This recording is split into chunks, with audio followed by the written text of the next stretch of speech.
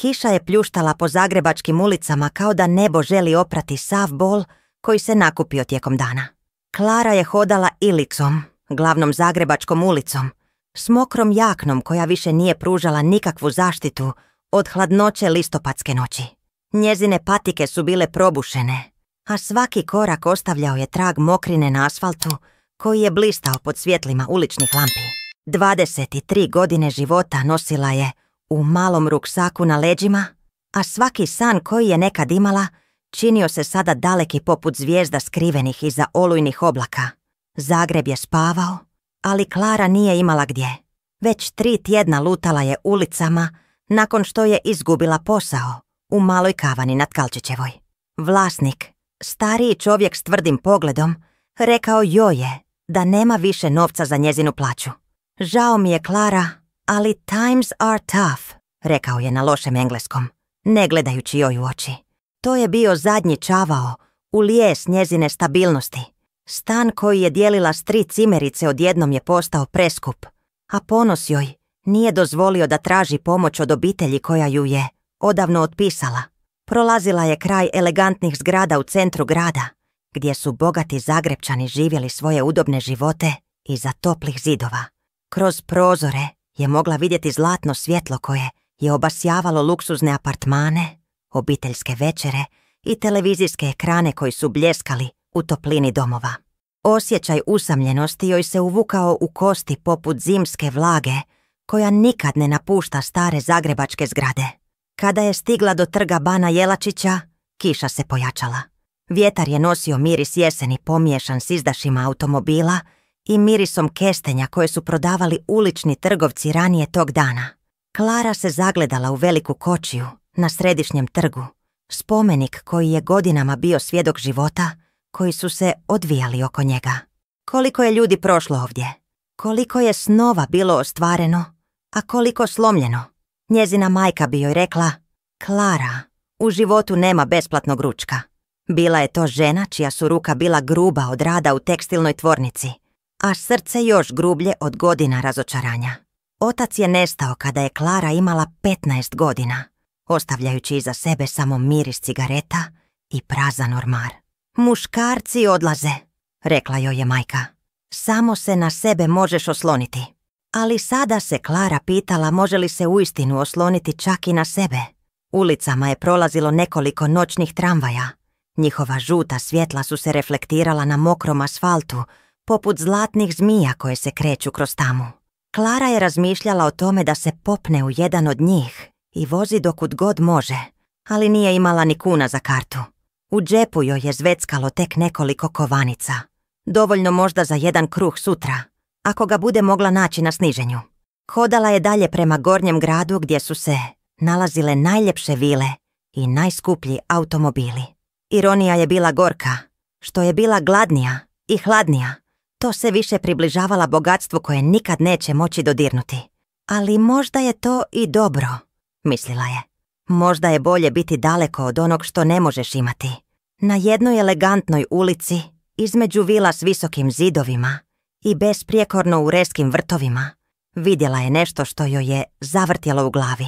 Crni Mercedes S klase stajao je parkiran pod velikom lipom. Njegovi kromni detalji blistali su čak i u slabom svjetlu ulične lampe. Bila je to najljepša mašina koju je ikad vidjela. Glatka, elegantna, poput nečega što pripada drugom svijetu. Klara se zaustavila i pogledala oko sebe. Ulica je bila potpuno pusta, a jedini zvuk bio je šum kiše po lišću koje je još uvijek krasilo grane. Nagon za preživljavanjem nadmašio je sve ostalo. Možda, samo možda, vrata nisu zaključana. Možda može pronaći sklonište makar za jednu noć. Prilazila je automobilu s treperenjem srca koje je odzvanjalo u ušima glasnije od kiše. Svaki korak je bio izazov njezinim načelima, ali hladnoća i očaj bili su jači. Kada je dotakla kvaku vrata, ona se otvorila s tihim klikom koji je zvučao kao najslaši zvuk na svijetu. Unutrašnjost automobila bila je poput drugog svemira. Kožna sjedala mirisala su na luksuz i nov automobil, a svaki detalj govorio je o pažnji i kvaliteti. Klara se oklijeva. Ruka joj je drhtala na otvorenoj kvakoj. Samo na nekoliko sati, šapnula je sebi. Samo dok ne prestane kiša. Ušla je u automobil i zatvorila vrata za sobom. Tišina koja je nastala bila je gotovo nepodnošljiva. Toliko različita od stalnog šuma grada koji je bio njen pratilac zadnjih tjedana. Ovdje, u ovoj kožnoj utvrdi, osjećala se kao da je ušla u neku zabranjenu kraljevinu. Sjedila je ukočena na suvozačkom sjedalu, ne usuđujući se ni na što dotaknuti. Ali toplina koja je još uvijek bila zadržana u automobilu počela je prodirati u njezine kosti. A prvi put u tjednima osjetila je kako se njena tijela opušta. Kiša je bubnjala po krovu iznad nje, ali sada je zvučala poput lulabi, umjesto prijetnje. Zatvorila je oči i udahnula duboko. Miris kože pomiješan s nježnim mirisom muške kolonjice stvarao je osjećaj sigurnosti koji odavno nije doživjela. Možda je vlasnik bogat čovjek koji neće ni primijetiti da je netko bio u njegovom automobilu. Možda može samo odmoriti nekoliko sati i otići prije zore. Ali dok je sjedila tamo, u srcu luksuznog automobila koji nije bio njen, Klara je osjetila nešto što nije očekivala. Nadu. Ne veliku, ne dramatičnu, već malu iskru koja joj je govorila da možda, samo možda, postoji način da se izvuče iz ovog životnog labirinta u kojem se našla. Alex Carter se vraćao kući nakon još jednog dugog dana, provedenog u svojim poslovnim obavezama. Bio je vlasnik uspješne IT tvrtke koja se specijalizirala za razvoj aplikacija za financijski sektor, ali uspjeh mu je donekle okusio gorko. U dobi od 35 godina postigao je sve što je zamišljao u profesionalnom smislu, ali privatni život mu je bio prazan poput his elegantne vile na Pantovčaku. Vozio je svojim drugim automobilom, skromnim BMW-om, jer je Mercedes ostavio parkiran na ulici nakon što je ranije tog dana imao sestanak s investitorima u obližnjoj vili. Uvijek je bio oprezan s novcem. Odrastao je u skromnim uvjetima u Splitu, gdje je njegova majka radila kao čistačica u hotelu, a otac kao porter. Novac koji je sada zarađivao bio je rezultat godina rada, odricanja i žrtava koje je malo tko mogao razumjeti. Dok je vozio kroz kišu, razmišljao je o razgovoru koji je imao s bratom Marijom ranije tog dana. Alex, kada ćeš se konačno smiriti? Kada ćeš pronaći nekoga s kim ćeš podijeliti sve to što imaš? Mario je bio 3 godine mlađi, oženjen, otac 2 djece i uvijek je bio zabrinut za Aleksovu samoću. Ne trebam nikoga, odgovorio mu je Alex kratko, kao što je uvijek odgovarao na ta pitanja. Ali duboko u sebi znao je da to nije istina. Trebao je nekoga, ali dopošto je prije 2 godine proživio bolesnu vezu s Petrom, ženom koja ga je ostavila nakon što je saznala za njegovu prošlost, za činjenicu da nije odrastao u bogatoj obitelji kako je pretpostavljala, Alex je izgradio zidove oko svog srca, koji su bili deblji od onih oko njegove vile. Petra mu je rekla na kraju: Alex, ti se bojiš biti ranjiv, ti se bojiš pokazati tko si zaista.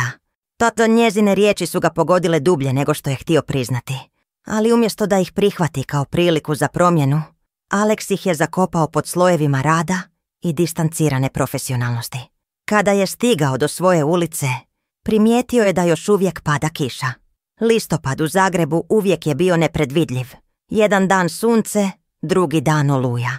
Parkirao je BMW nekoliko metara od Mercedesa i potrčao prema kući, ali nešto ga je zadržalo. Kroz kišu je vidio siluetu u njegovom automobilu. Prvi instinkt bio mu je nazvati policiju. Netko je pokušavao ukrasti njegov automobil.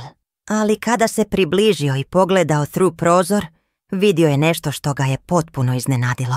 Mlada žena sjedila je na suvozačkom sjedalu, zbijena u kuglu, obvijesli pokušavajući se zagrijati. Nije izgledala kao lopov, izgledala je kao netko tko je bio u desperaciji. Alex je postajao nekoliko trenutaka u kiši, gledajući je. Njezina odjeća bila je potpuno promočena, kosa joj se lijepila za lice, a hol njezino tijelo drhtalo je od hladnoće. Nešto u tom prizoru probudilo je u njemu emociju koju je dugo pokušavao potisnuti. Sućut. Lagano je pokucao na prozor. Klara je trgla glavom i njihovi pogledi su se sreli through staklo. U njegovim očima vidjela je iznenađenje, ali ne i ljutnju koju je očekivala. U njezinim očima vidio je strah, ali i nešto dublje. Očaj čovjeka koji je na rubu. Alex je otvorio vrata vozača i ušao u automobil. Što radiš u mom automobilu? Pitao je nježno. Njegovoj glas nije nosio prijetnju koju je Klara očekivala. Žao mi je, šapnula je Klara. Jej glas je bio jedva čujan. Počet ću odlaziti odmah. Samo sam se pokušala skloniti od kiše. Alex ju je promatrao nekoliko trenutaka. Vidio je da drži mali ruksak čvrsto u naručju, kao da je to jedino što ima na svijetu. Njezino lice je bilo blijedo, a oči umorne. Koliko dugo si vani? Pitao je.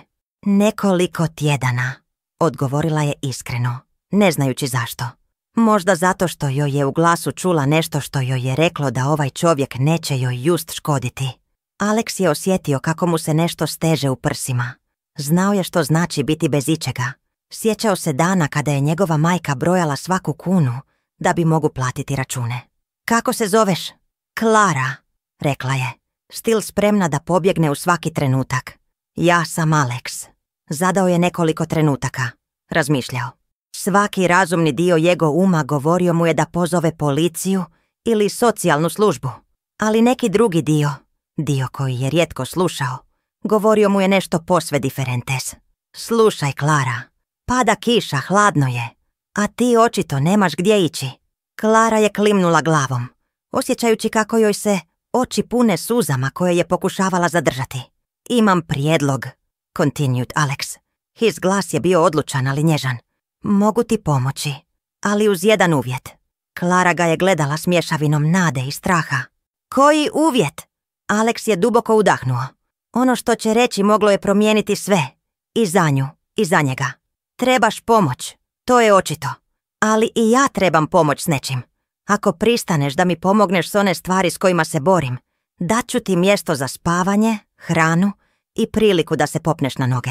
O čemu govorite? Klara je bila stil sumnjičava. Previše je naučila da niško ne dolazi besplatno. Proživio sam s ome težak vremena. U zadnje 2 godine. Imao sam vezu koja me je naučila da je bolje biti sam. Ali moj brat i prijatelji konstantli mi govore da se zatvaram od svijeta. Možda mi ti možeš pomoći da se ponovno otvorim ljudima. Just as prijatelj. Only as netko tko razumije što znači biti na dnu.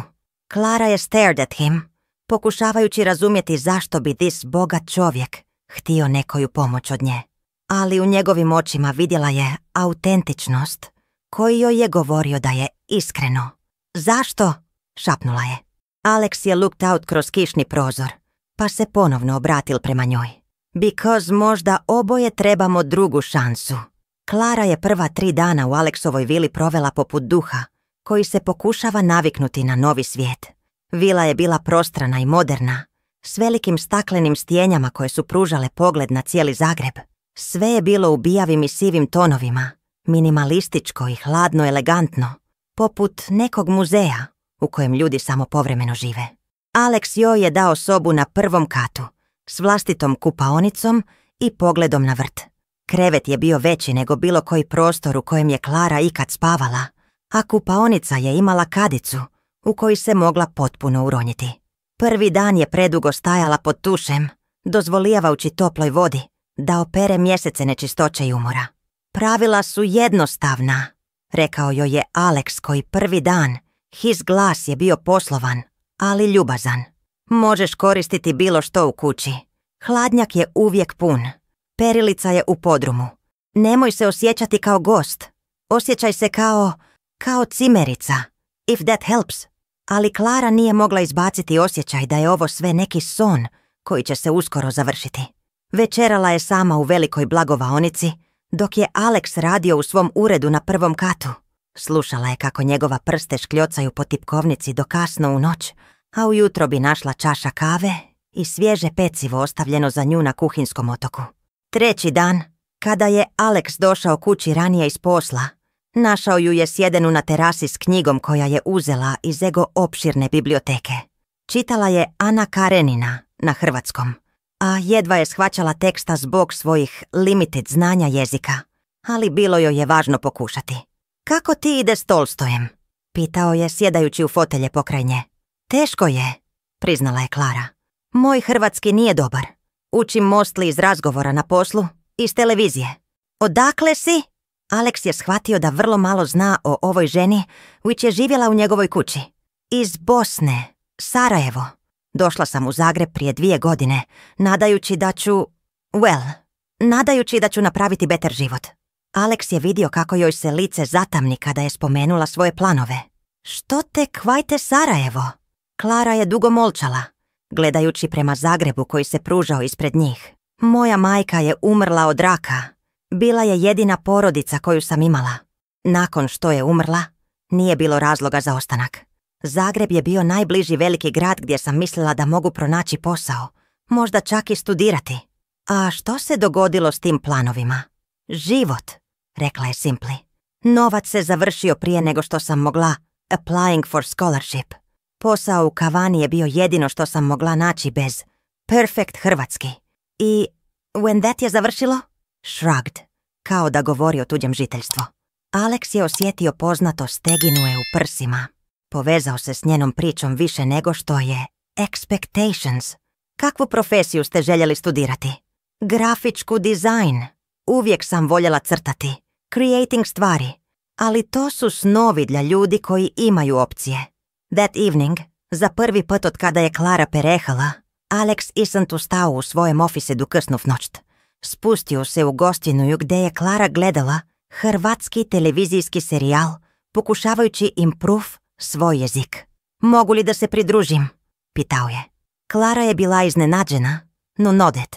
Da je gledali su zajedno u tišini za nekoliko minut, dok Alex ne započeo razgovor който promiženje od sve. Klara, znaš da sam rekao da trebam pomoć sa opening up to ljudi? Da, odgovorila je pazljivo. Evo što se dogodilo. Prije 2 godine bila sam u vezi sa žena която se zvala Petra. Mislio sam da smo seriozni, ali kogda je saznala da ne dolazim iz bogate porodice, da sam izrastao u skromnim uslovima, promiženila se. Rekla je da sam joj lagao u svoj prošlosti. Klara je slušala, videći kako ovo vospominanje stil nosi bolj pentruhim. Problem je što nakon toga prestao sam se povezivati s ljudima. Bavim se samo biznisom, zatvorio sam se. Moj brat kaže da se ponašam kao robot. A kako misliš da ti mogu pomoći? Pitala je Klara. Alex se okrenuo prema Joy. His izgled serious, ali vulnerable. Ne znam. Možda Simply prisutnostaju някого kto razumije što znači počinjati iz ništa. Някого kto neće me suditi jer nisam u vđek bio bogat. Klara je osjetila something shift među Jom i Alexom. Prvi put vidjela je neuspješnog biznismena, već človeka который je se borio svoj emocijam pa put NJ. Alex, rekla je nježna, mislim da si stvario imidž o tome zašto te Petra ostavila. Možda nije bio problem tvoja prošlost. Možda je bio problem što Joy nisi si rekao istinu od početka. Alex je starirao at her. Ego izraženje mi je šanđa iznenađenja i obraz. Znači što? Pitao je defensive. Znači da možda problem nije u tvojim prošlosti, već u načinu kako s njom rukovodiš. Ako se stižeš svoje prošlosti, drugi ljudi će to uzđetiti. Words hung in air melem njih. Alex ne očekivao takav direkt odgovor, posebno ne od nekoga kovo je spasao s ulice. Ali Klara je imala točku i duboko unutra to je znao. To nije laka promijeniti, rekao je konačno. Znam, odgovorila je Klara. Ništa nije i ne laka, ali možda možemo pomagati jedin drugomu. Ti meni pomagaš da se popostavim na noze, a ja ću ti pomoći da vidiš da tvoja prošlost nije nešto od čega treba bjeći. That noć, za prvi put u months, Alex je lagao ne razmišljajući o poslu ili o svojim financial obligations. Rather, razmišljao je o woman koja tu je živjela u njegovoj kući i koja je u jednoj česnoj rečenici dala mu perspektiva koje nikad nije imao u svoč život. Sled 2 sedmice Klara je započela da se osjeta kao da kućata, ne samo vremenim skrovištem, već možda i početkom nečeg novog. Alex i ona su započeli da imaju redovni rutinu. Ujutru bi pili kafu zajedno prije nego što bi on otišao na posao, a navečer biha sjedeli na terazi i razgovarali o danu. Разговори ни суко били дубоки или приятни. Често су се кинрли, jer su obojica naviknuti na tišinu i samoću, ale postepeno su započeli da se otkrivuju jedan drugomu na načini koje nisu mu očekivali. Kaži mi u svojoj majci, rekao je Alex jedne večeri dok su gledali Zagreb koji se budi pod njima. Klara je stala tiha za trenutak, nego je započela da priča. Bila je vrlo jaka žena.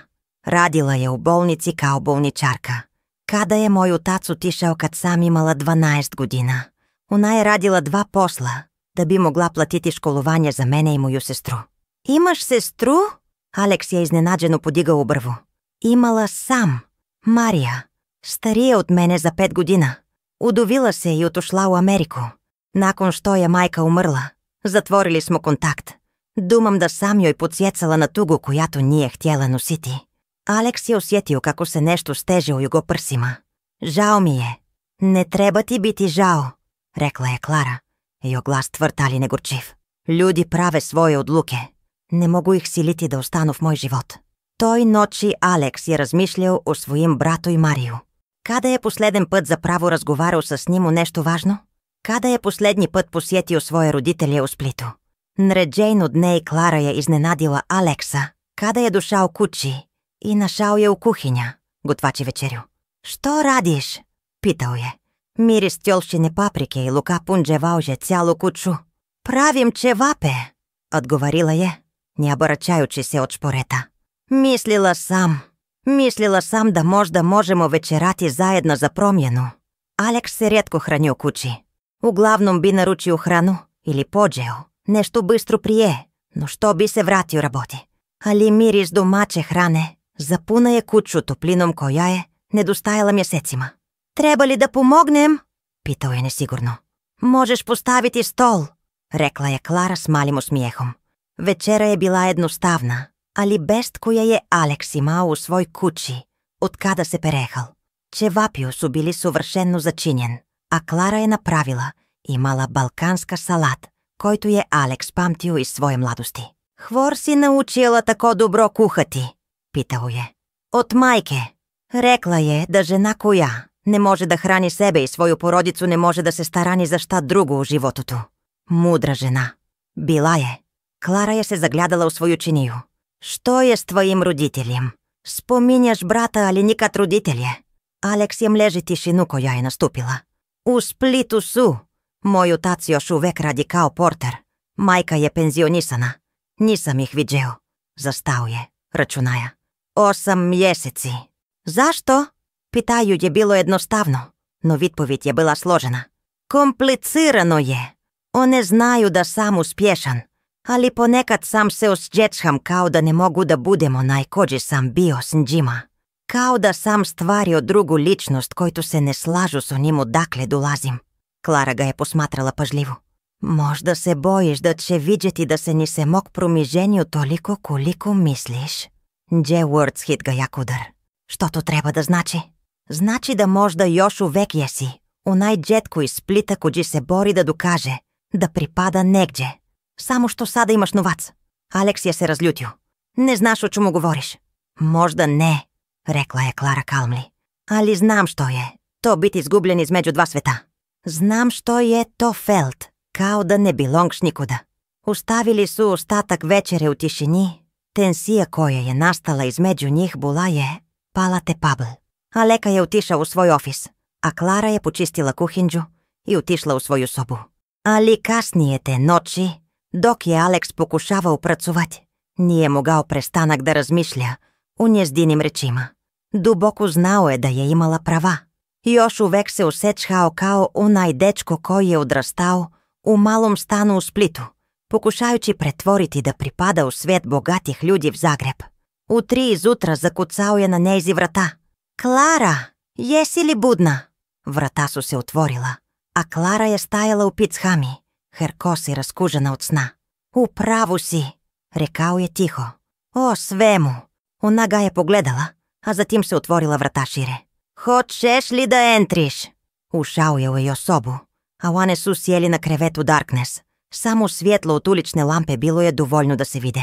Ne znam kako da budem okej with gde dolazim, priznao je. Не знам како да помирием оно šta sam bio su njim što sam sada. Možda ne treba, reklađe Klara. Možda treba da naučiš da jesi u Bože. Mesec dana nakon što je Klara doživela v Alex ovoj vilnji, ihen relationship započna da se mijenja v načine koje nito odih nije očekivao. Ono което je započelo kao praktičan dogovor, postalo je nešto dublje. Prijateljstvo što se osnova na uzajemnom razumijevanju i postepeni довірі. Алекс je započeo da deli s Klara delovi svog sveta, який раніше nikomu nije pokazao. Jedne subote oveođe u stari dio Zagreba, places gde nije bio godinama.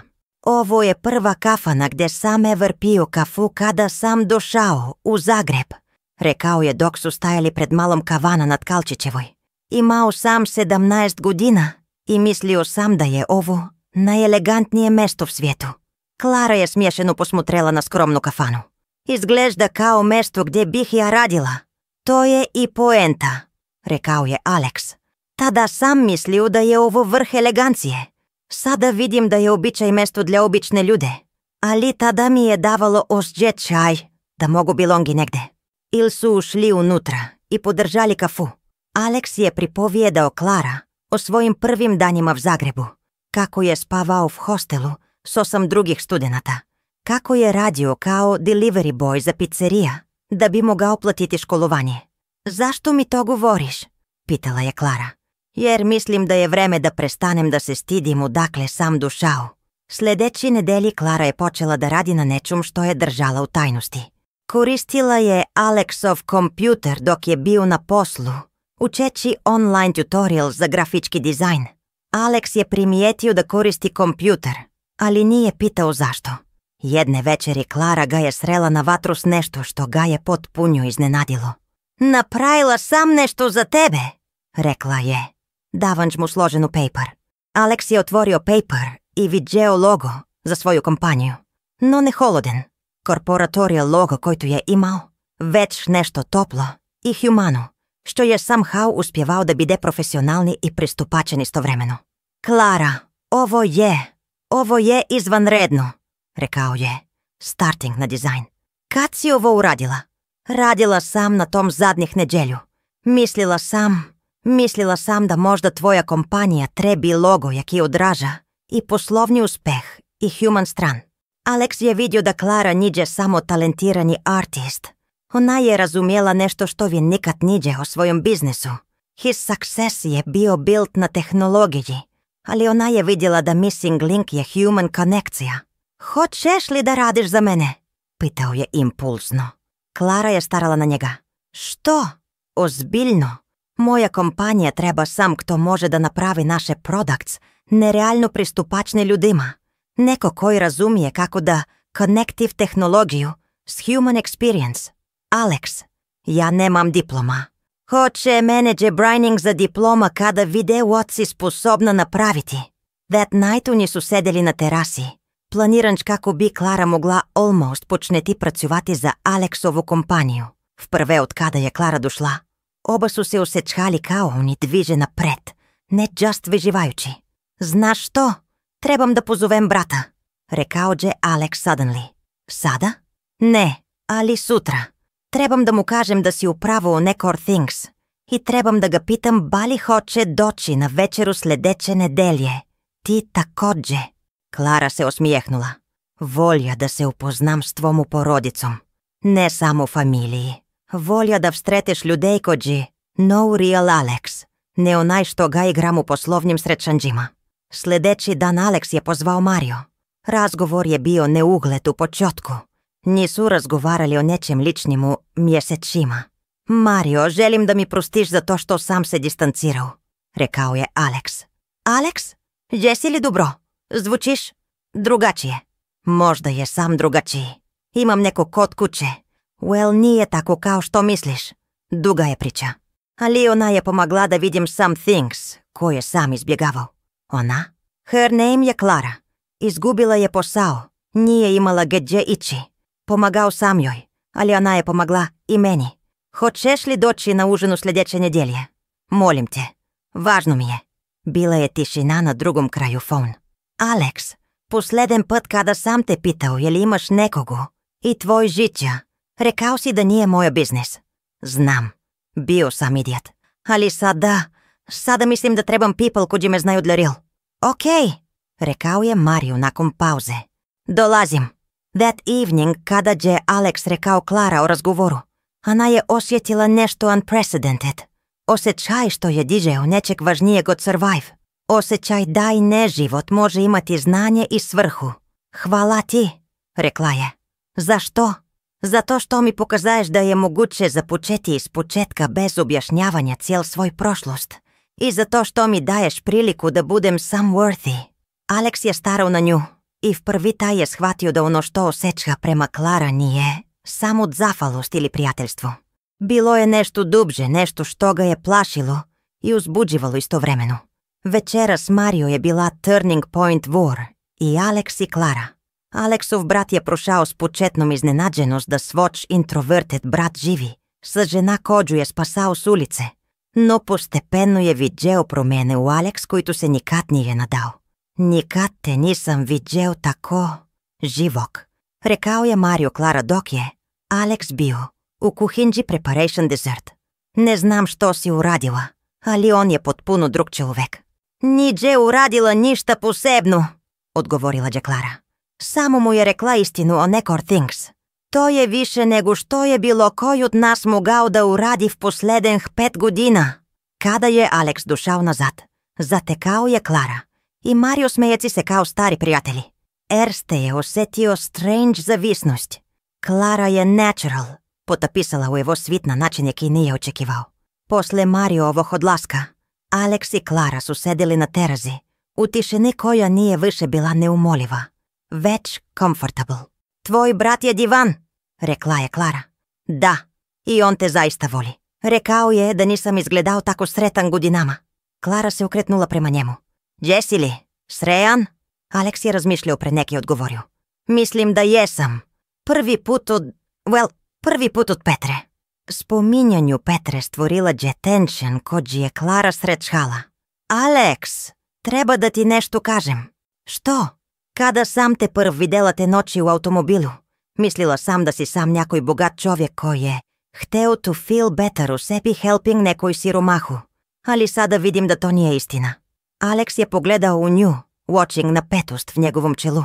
Vidim da si sam koji je prolazio kroz nešto prilično slično i onom što prolazim ja. I vidim da si dobar čovjek koji se pretvarao da nije. Klara, pusti me da završim, rekla je. Njen glas je tvrd ali nežan. Znam da sam trebala otići kad sam se popravila na noze. Znam da ovo nije bilo dužno trajati ovako dugo. Alex je osjetio paniku. Ne hoću da uđeš. Ne hoću ni ja, rekla je tiho. Ali se bojim. Od čego? Od toga što trebam da zaboravim da se not pripadajmo ovdje. Od toga što počinjem da mislim o ovoj kuće kao o sam kako je moj dom. Od toga što počinjem da uzježam nešto prema tebi, što je više od zahvalnost. Riječi su jedva bile izgovorene kada je Alex realizovao da se osjeća isto. To što je počeo kao saobraćaj, postalo je nešto što je menđalo oba njih na fundamental načine. A što ako te nešto ne mora biti strašno? Pitao je, jego glas tiha. Što misliš? Mislim da smo oba proveli previše vremena, bežući od onog što osjećamo jer smo se bođali da ćemo se povrediti. Mislim da je vreme da prestanemo objećati. Klara je gledala u njega. Ее srce je kucalo tak loud da je mislila da će ga čuti. Alex, ja nisam ona za teb. Ja sam kođi nema ništa. Imaš sve, prekinuo ju je. Imaš hrabrost, talent, sposobnost da vidiš ljude za one koji zaista jesu. Imaš sposobnost da napraviš da se osjećam kao da sam dovoljno dobar baš kakav jesam. Toj noći, dok su zdeli pod zagrebskim nebom koje je konečno prestalo da pada kiša, Alex i Klara su dijelili prvi poljubac koji je označao ne samo početak romantik veze, već i početak nova faza njihov života. 3 mjeseca kasnije Klara je oficijalno postala deo Alexove kompanije, vodeć novje odeljenje za user experience design. Oni su se prelili u veću vilu koja nije bila taka cold i minimalistička, već topla i dobrodošla. Mesto koje je odražavala oba njih. Alex je počeo redovno posjećavati svoje roditelje v Splitu, always vodeći Klara s sobom. Она se prirodno uklapila v njegovu porodicu, pomažući njegovoj majci u kuhinji i slušajući priče njegovog oca o radu.